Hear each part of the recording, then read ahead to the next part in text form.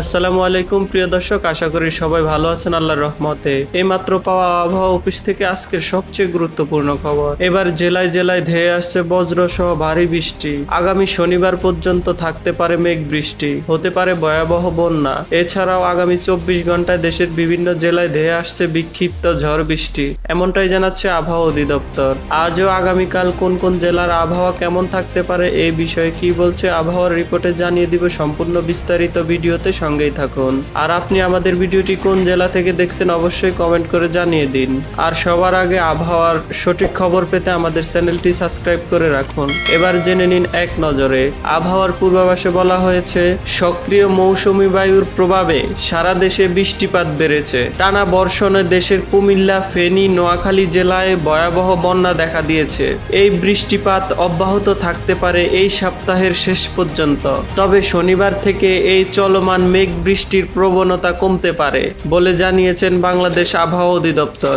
এছাড়াও গত 24 ঘন্টায় সর্বোচ্চ বৃষ্টিপাত রেকর্ড করা হয়েছে ফেনীতে 312 মিলিমিটার, আর সর্বোচ্চ তাপমাত্রা ছিল যশোরে 34 ডিগ্রি সেলসিয়াস।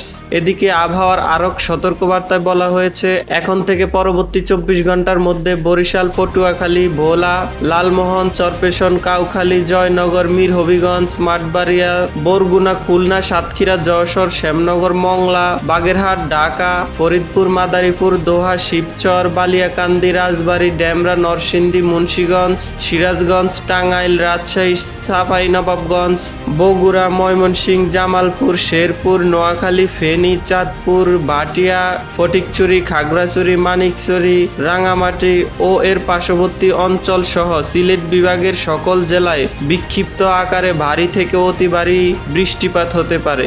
এর ফলে চট্টগ্রাম বিভাগে পাহাড় ধস, ভূমিধসের মতো ঘটনা ঘটতে পারে, তাই পূর্ব প্রস্তুতি নিয়ে রাখুন।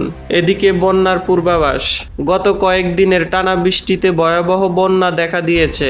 এছাড়া ভারতে বন্যার কারণে ডুম্বুর জলবিদ্যুৎ প্রকল্পের বাঁধ খুলে দিয়েছে কর্তৃপক্ষ।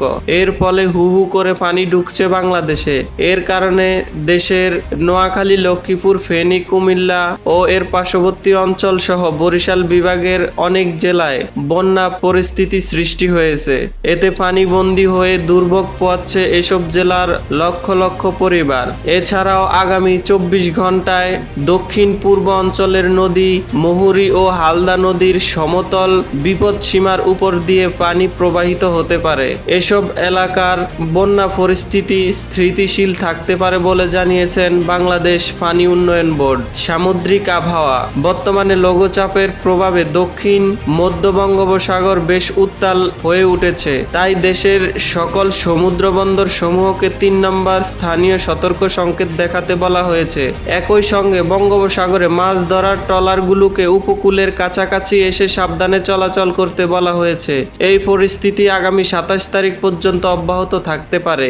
এছাড়াও বাংলাদেশ আবহাওয়াবিদ হাফিজুর রহমান জানান, আজ সন্ধ্যা হতে পরবর্তী 24 ঘন্টায় ময়মনসিংহ, ঢাকা, বরিশাল, চট্টগ্রাম ও সিলেট বিভাগের অধিকাংশ জায়গায় এবং রংপুর, রাজশাহী ও খুলনা বিভাগের অনেক জায়গায় অস্থায়ীভাবে দমকা ঝোড়ো হাওয়া সহ হালকা থেকে মাঝারি ধরনের বৃষ্টি থেকে বজ্র সহ বৃষ্টি হতে পারে। সেই সঙ্গে দেশের কোথাও কোথাও মাঝারি ধরনের ভারী থেকে অতি ভারী বর্ষণ হতে পারে। এই ছিল আমার হাতে থাকা কিছু আবহাওয়ার আপডেট। এমন ইন্টারেস্টিং ভিডিও পেতে আমাদের সঙ্গে থাকুন। ধন্যবাদ।